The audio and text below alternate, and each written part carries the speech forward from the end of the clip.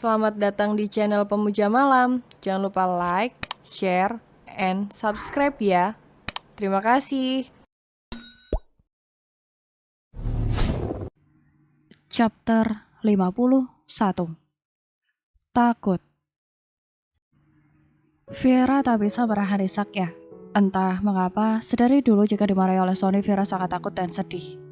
Enggak sayang, Pi nggak marah. Pi cuma kebawa emosi.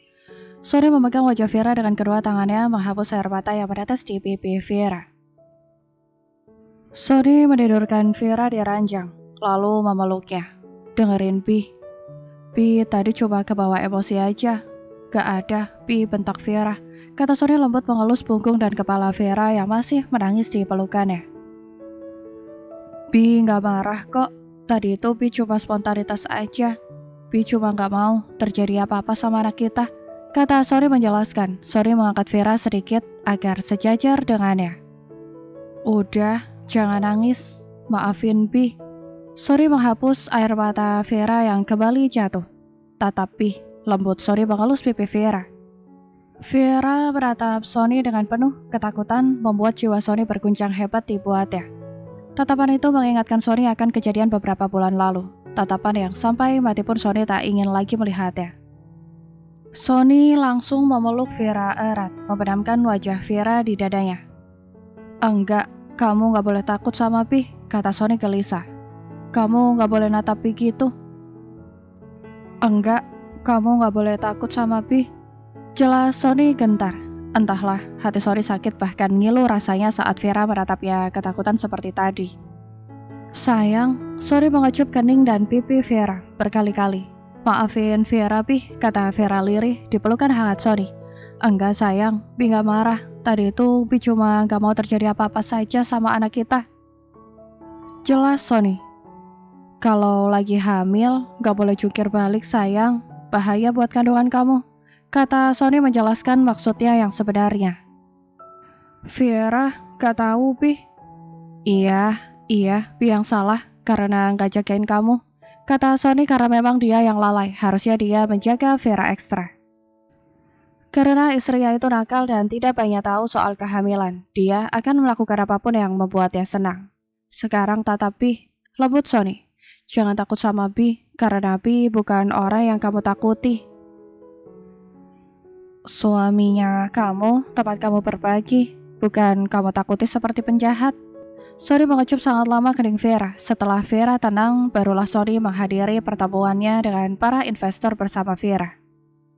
Sony menggenggam tangan Vera, keluar dari kamar dan saat Sony akan kembali membuka pintu ruangannya untuk keluar, langkah Sony langsung terhenti saat menyadari suatu hal. Sony menatap Vera yang berdiri di belakangnya yang masih saja menunduk. Vera, maafin Pi. Jangan gitu dong, Pi gak nyaman. Kata Sony terus terang dia tak suka saja melihat Vera menunduk begitu layaknya orang takut. Sony lebih suka Vera yang periang seperti biasanya. Hei, tatapi Sony memegang wajah Vera dengan kedua tangannya, mengecup kening Vera berulang kali. Pi gak marah sayang, Pi cuma ingin kamu belajar buat dewasa. Itu aja gak lebih.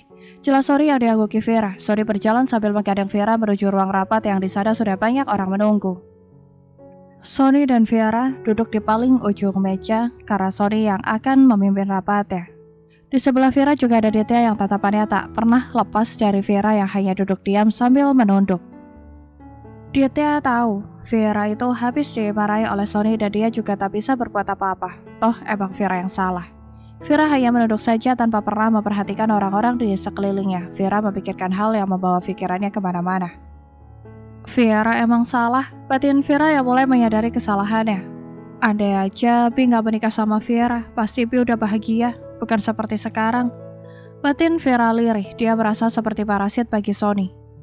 Itu harusnya menikah dengan wanita dewasa yang bisa mengerti dengan dia, bukan seperti Vera. Rasanya air mata Vera sudah mau tumpah membayangkan bagaimana dia selama menjadi istri Sony. Sony selalu membahagiakan dia. Tapi Vera tak pernah bisa membahagiakan Sony, yang ada malah menyusahkan dan membuat Sony marah seperti tadi. Semakin memikirkan hal itu membuat sejuta rasa bersalah menghantam Vera. Dia jadi merasa seperti sebuah penghalang kebahagiaan Sony. Hidup Sony selama ini sudah penuh dengan masalah, tapi Vera malah menambahnya. Kenapa? Kenapa Vera baru sadar sekarang bahwa dia itu tak pantas, bahkan sangat tak pantas menjadi istri Sony? Vera mencoba membandingkan dirinya dengan para istri pebisnis yang sering dilihatnya. Tak ada yang bisa Sony banggakan memiliki istri seperti Vera. Apa Vera cerai aja ya dari Bi? Biar Bi bisa bahagia. Batin Vera semakin ngawur. Kehamilan memang sangat mempengaruhi perasaan Vera. Vera yang terus saja membandingkan dirinya dengan istri orang lain dalam lamunannya membuat Vera semakin tak berarti apa-apa. Jadinya, apakah selama ini Vera terlalu egois dengan tetap bersama Sony? Mungkin jika bercerai dengannya, pasti Sony bisa mendapatkan wanita yang lebih baik darinya. Kenapa Vera baru sadar sekarang? Vera terlambat menyadari hal itu. Ada Vera sadar sebelum dia hamil. Kalaupun bercerai dengan Sony, hanya Vera yang akan merasakan sakit, bukan anaknya yang akan ikut tersakiti. Vera mengelus perutnya yang sudah mulai membuncit itu dengan perasaan yang remuk redam. Maafin mama ya nak, udah jadi ibu yang gak baik buat kamu, tapi mama janji akan berubah, batin Vera lirih. Dietnya menyikut tangan Vera yang duduk di sebelahnya karena semenjak tadi gadis kecil itu hanya menunduk saja. Vera mendongak meratap Dietnya. Vera paham arti tatapan Dietnya yang seolah menanyakan bahwa kamu gak apa-apa. Tapi Dietnya juga tak mungkin menanyakannya secara langsung di tengah acara yang formal ini. Vera dengan cepat menggeleng seolah mengatakan bahwa dia baik-baik saja. Dan semua itu tak luput dari perhatian Sony. Sejak awal dia memulai rapat, sampai sekarang pun perhatian Sony tak pernah beralih dari istri kecilnya yang selalu menduduk. Sejak tadi entah apa yang difikirkannya. Apalagi gadis kecil itu beberapa kali mengelus perutnya dengan tatapan sendu. 2 jam berlalu, rapat pun selesai. Yang tinggal di ruangan rapat hanya Sony dan Vera saja berdua. Vera masih saja menunduk, bahkan sepertinya gadis kecil itu tak sadar bahwa yang tinggal hanya mereka berdua saja. Sony menyentuh pundak Vera, membuat gadis kecil itu terkejut dan mendongak. Ternyata ruangannya sudah kosong. Yang tinggal hanya mereka berdua saja. Sony mengangkat Vera ke atas meja, berdiri tepat di depan Vera, menatap intens wajah Vera. Mencoba mencari jawaban yang ingin diketahuinya dari mata bulat Vera. Sony memegang pipi Vera dengan kedua tangannya. Lembut membuat Vera mendongak menatapnya. Sony mengelus pipi Vera dengan satu tangannya, sedangkan yang sebelah memegang leher bagian belakang Vera, agar dia lebih leluasa menatap mata Vera. Sepersekian detik berikutnya, air mata dari mata bulat itu meleleh begitu saja, seperti tak tertahankan. Sony masih menatap Vera dalam diamnya, tanpa bicara sepatah pun, bahkan dia membiarkan air mata Vera yang terus berjatuhan. Sony mencoba mencari jawaban dari mata bulat itu. Hati Sony merasa tak mungkin hanya karena masalah tadi Vera begini. Ada hal lain yang difikirkan gadis kecil ini sampai dia seperti ini. Bahkan Sony semenjak tadi tak mendengar sepatah kata pun keluar dari mulut Vera. Kenapa menangis? Tanya Sony menghapus air mata di pipi Vera. Vera nggak nangis kok, Bi. Vera cuma kelilipan, jawab Vera, langsung menghapus air matanya sendiri. Sony mengernyit mendengar kata-kata Vera, merasakan perasaan yang tak enak sekaligus tak nyaman di hatinya. Jangan berbohong, jawab jujur. Sony menolak percaya dengan jawaban Vera. Apa yang kamu pikirkan? Curiga Sony tak biasanya gadis kecil itu pandai membohonginya. Sony sangat mengerti seperti apa Vera, jadi Sony tahu dengan jelas saat Vera mencoba menutupi sesuatu darinya. Vera gak mikirin apa-apa, Bi, kira Vera. Jangan pernah mencoba membohongi Bi sayang, kata Sony sekali lagi. Entah mengapa rasanya sangat mengganjal sekali rasanya di hati Sony. Sony merasa Vera itu tadi memikirkan hal yang sangat dalam sampai gadis kecil itu jadi murung begini. Apa yang tadi kamu pikirkan? Tanya Sony sekali lagi. Gak ada, Bi, kata Vera memeluk Sony yang berdiri di depannya dengan erat, membenamkan wajahnya di dada Sony. Sony mengelus punggung Vera yang memeluknya. Rasanya tak mungkin juga Sony memaksa Vera mengatakan apa yang tadi difikirkannya sekarang, tapi nanti Sony akan tetap menanyainya. Entah mengapa Sony mempunyai firasat yang tidak baik. Vera lapar, Bi. Vera mencoba mengalihkan fokus Sony. Baiklah, kita makan sekarang. Sony langsung mengangkat Vera dari atas meja. Enggak, Vera mau jalan aja, kata Vera lagi. Kenapa? Udah gak mau digendong? pancing Sony. Dia sangat penasaran apa yang terpikir oleh Vera sampai sikapnya langsung berubah seperti ini. Bukan gitu, Pi. Ini kan di kantor. Kata Vera mencoba menjawab dengan biasa, tapi justru itu membuat Sony makin curiga. Sony menatap Vera yang digendongnya dalam-dalam. Dia sangat sadar bahwa istri kecilnya ini sedang menutupi sesuatu dari dirinya.